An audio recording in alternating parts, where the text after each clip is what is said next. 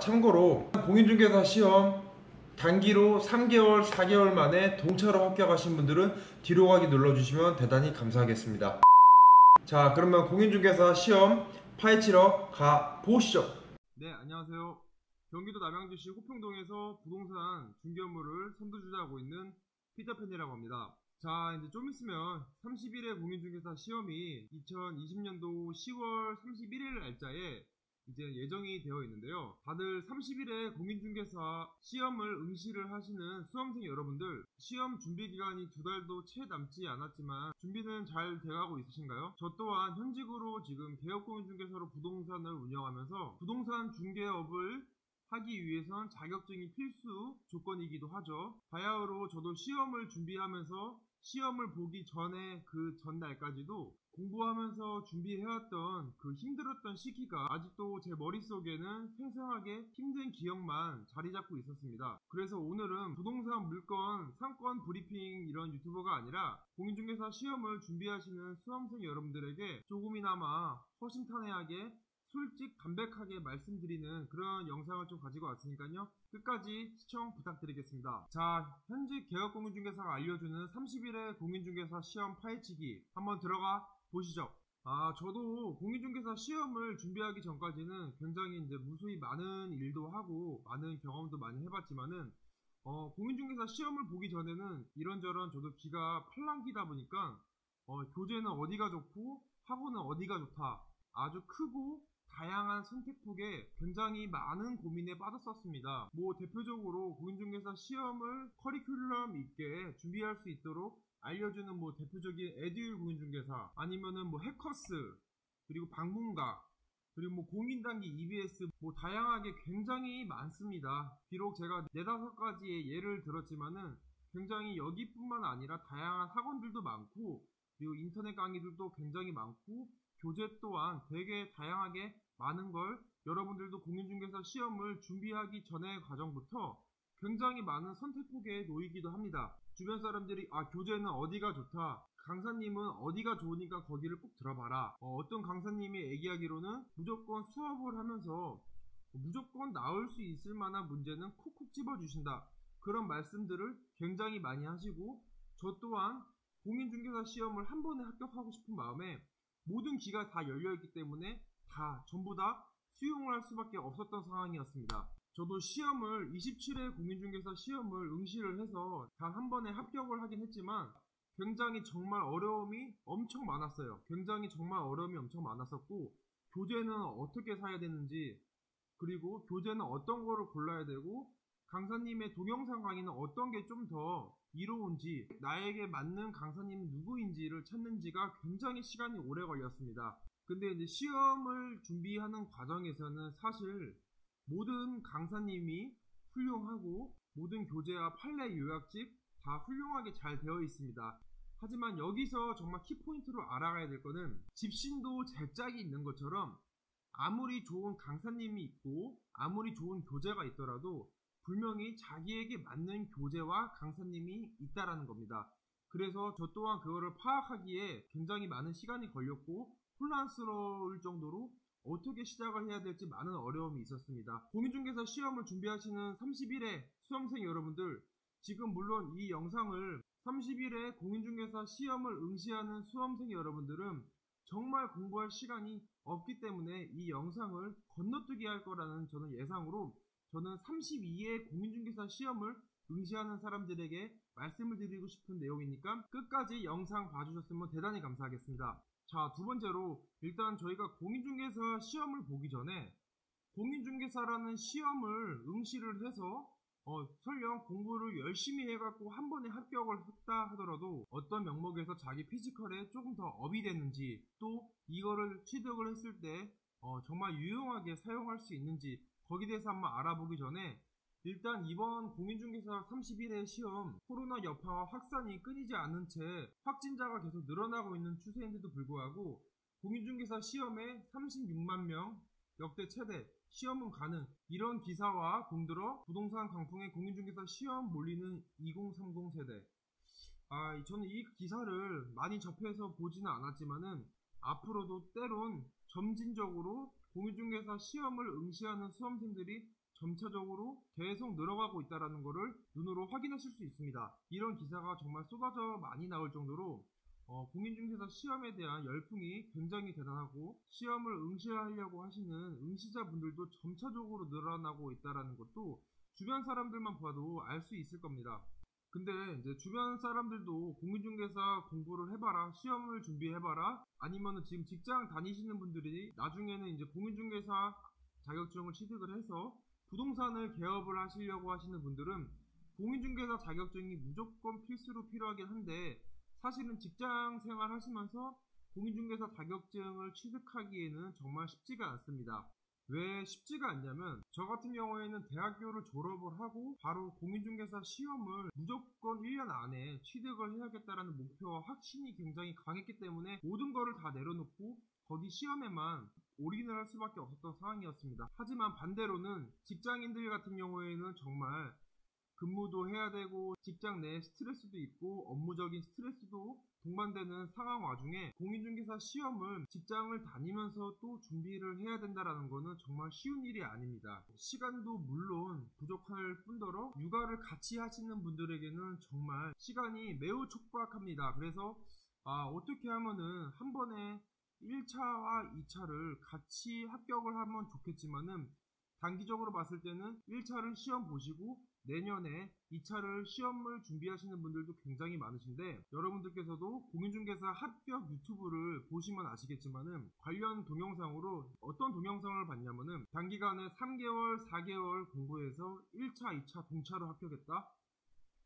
저는 솔직하게 말씀드리자면은 물론 가능한 일이기도 합니다. 물론 가능한 일이기도 하지만 정말 직장 생활을 하면서 아니면 다른 일을 같이 하시면서 공인중개사 시험은 아무래도 시간적인 요소가 뒷받침이 돼야 되는 그런 시험이기도 한데 저는 3개월, 4개월 동차 합격, 단기로 합격했다라는 그런 동영상을 보고 다른 선의의 피해자가 없었으면 하는 바람에 이 동영상을 같이 촬영을 한 취지이기도 합니다. 그렇다면은 공인중개사 시험에 합격을 했어요. 공인중개사 시험을 합격을 하고 그 다음에 어떻게 해야 될까? 어떻게 해야 될 것인가? 취직을 해야 될 것인가? 아니면 부동산 중개업소를 개설을 해서 아니면 부동산 중개업소를 오픈해 부동산을 해야 할 것인가? 여러 가지 방향의 길이 나오기도 합니다. 저 같은 경우에는 공인중개사 자격증을 취득을 하고 바로 사무실 오픈을 했지만 개인적인 생각으로는 공인중개사 자격증을 취득을 하고 소속 공인중개사로 근무를 해서 어느 정도 기반을 한번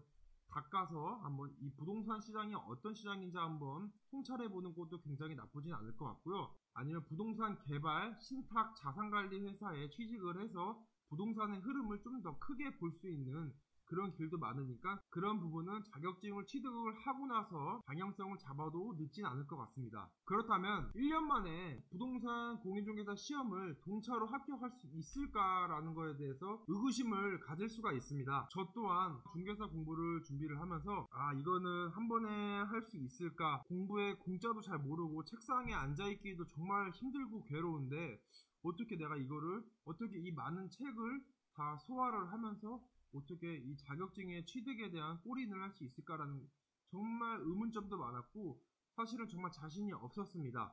하지만 그랬던 저에게도 책상에 앉아있는 거 30분조차도 힘들었고 30분조차 앉아있는 게 힘들었기 때문에 20분만 앉아보자. 20분에 앉아있는 거를 달성을 하고 조금씩 책상에 앉아있는 시간을 좀 더 늘리다 보니까 어느새 30분이 1시간이 되고 1시간이 5시간 5시간, 10시간이 되었습니다.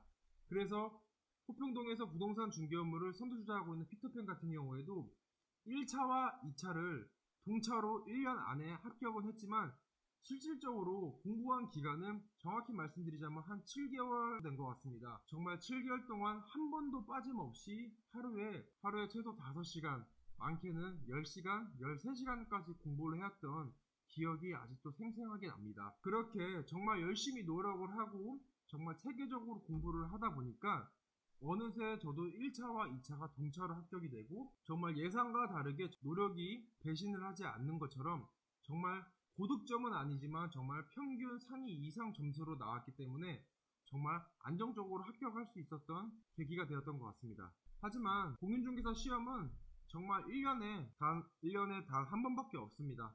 한 번밖에 없다 보니까 정말 피가 말리고 살이 떨릴 정도로 정말 1년 안에 만약에 시험을 합격하지 못하면 내년에 한 번 더 해야겠구나 라는 압박감과 강박감이 계속 생기다 보니까 저도 모르게 미래에 대한 투명성이 불투명해지고 과연 내가 취득을 하더라도 잘 할 수 있을까라는 그런 의문점에 계속 빠졌었습니다. 하지만 노력은 정말 배신하지 않았습니다. 정말 열심히 세계적으로 공부를 하다 보니까 처음에는 민법적인 법률 용어도 생소하게 이게 무엇인지 숫자에 대해서 정말 약했기 때문에 민법적인 이런 법률 용어 자체가 정말 생소하다 보니까 백과사전을 찾아볼 때가 있었고 백과사전을 찾아보고 책을 읽어봐도 정말 답이 나오지 않았습니다.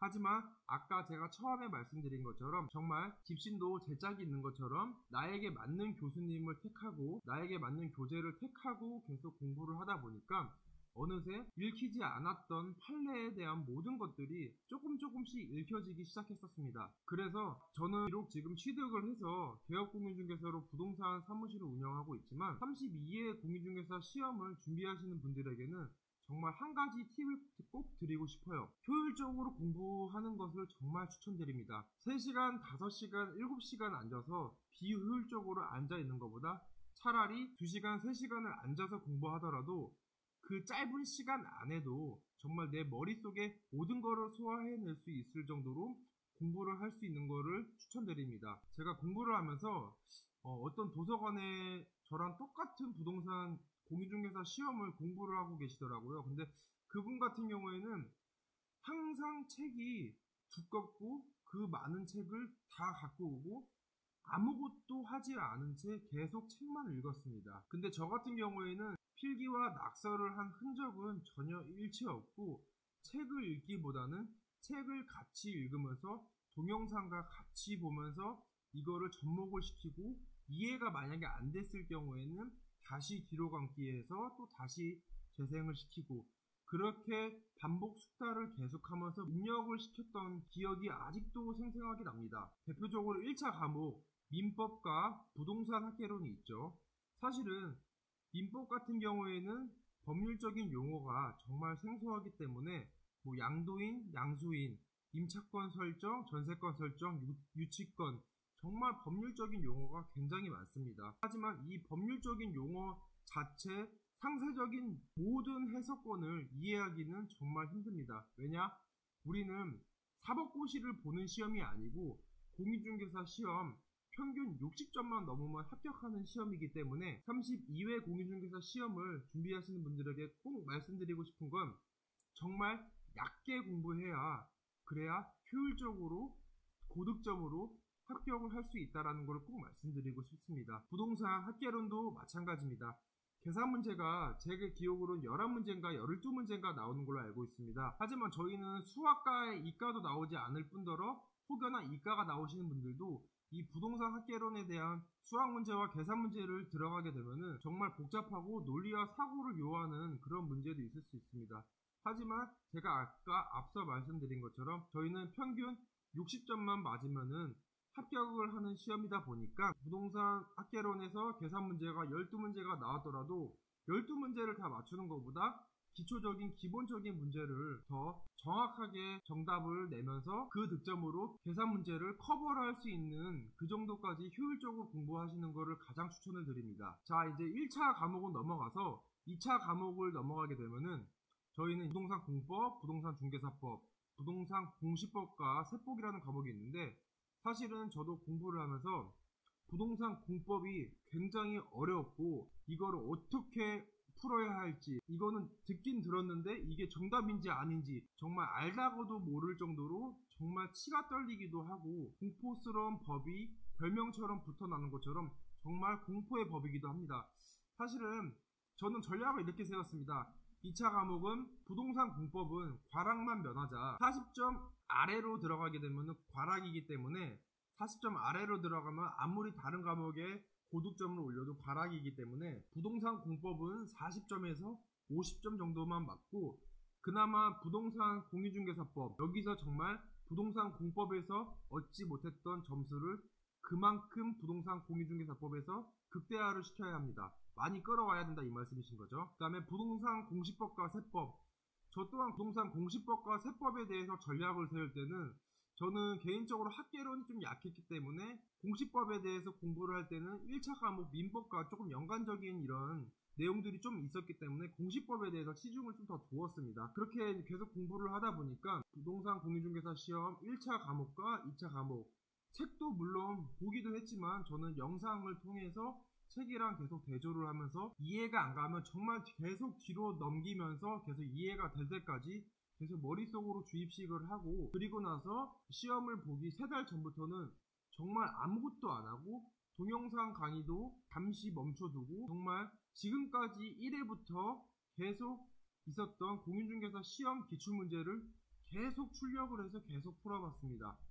근데 국가시험은 단 한 가지 장점과 팁이 하나 있습니다. 그게 바로 뭐냐면은, 국가시험은 출제위원은 다를 수는 있겠지만 나오는 기출문제의 패턴은 거의 비슷하다라는 겁니다. 그래서 저는 그 부분을 이용을 해서 기출문제에 대한 패턴을 읽히고 계속 반복 숙달을 하면서 문제를 엄청 많이 풀었던 기억이 아직도 생생하게 나네요. 이렇게 해서 1차, 2차 시험을 26회의 공인중개사 시험을 동차로 합격을 할 수 있었고, 어느덧 저는 개업공인중개사로 부동산 중개 업무를 수행하고 있습니다. 하지만 정말 힘들게 공부했던 그 노력은 배신하지 않다라는 거 여러분들도 꼭 알아주셨으면 좋겠고요. 좀 있으면 이제 30일에 공인중개사 시험이 다가오고 있습니다. 공인중개사 시험 1년에 단 한 번밖에 없다 보니까 시험 전날도 떨리고 그 전날도 떨리고 항상 떨리고 하는 게 정말 어느 무엇이 됐든 시험인 것 같습니다. 그만큼 열심히 준비해왔고 노력은 배신하지 않는 것처럼 시험 전날에는 컨디션이 굉장히 중요합니다. 사실 저도 시험 전날에는 잠을 자야 됐는데 잠도 안 오고 너무 잠이 안 와서 다음날 내가 못 일어나면 어떡할 정도로 그 정도로 잠이 안 왔는데, 이제 와서 생각해보니까 시험 전날 컨디션이 가장 중요합니다. 왜냐? 그 시험 당일에는 모든 것을 쏟아붓고 모든 것을 기억한 거를 시험장에서 전부 다 실력 발휘를 해야 되는 날이기 때문에 시험 전날 컨디션 유지를 꼭 잘 하셨으면 좋겠습니다. 여기서 공인중개사 시험 준비에 대한 간략한 팁을 영상을 좀 모아서 촬영을 했고요. 여러분들도 끝까지 포기하지 않고 노력을 하신다고 하면은 정말 좋은 성과가 있기를 정말 개인적으로 간절하게 기도를 합니다. 30일의 공인중개사 수험생 여러분들 꼭 합격하셔갖고 같이 부동산 중개 업무를 같이 수행했으면 좋겠고, 혹시라도 이 영상 보시면서 32회 공인중개사 시험을 준비하시는 수험생 여러분들도 궁금하신 사항이 있으시면은 요 아래쪽에 핸드폰 번호로 문자나 SNS로 연락 주시거나 댓글창에 댓글 달아주시면은 제가 아는 범위 내에서 성심성의껏 답변 드리도록 하겠습니다. 긴 영상 시청해 주셔서 대단히 감사하고요. 영상의 정보가 정말 마음에 드셨다고 하면은 구독 버튼 꼭 눌러 주셨으면 대단히 감사하겠습니다. 네, 감사합니다.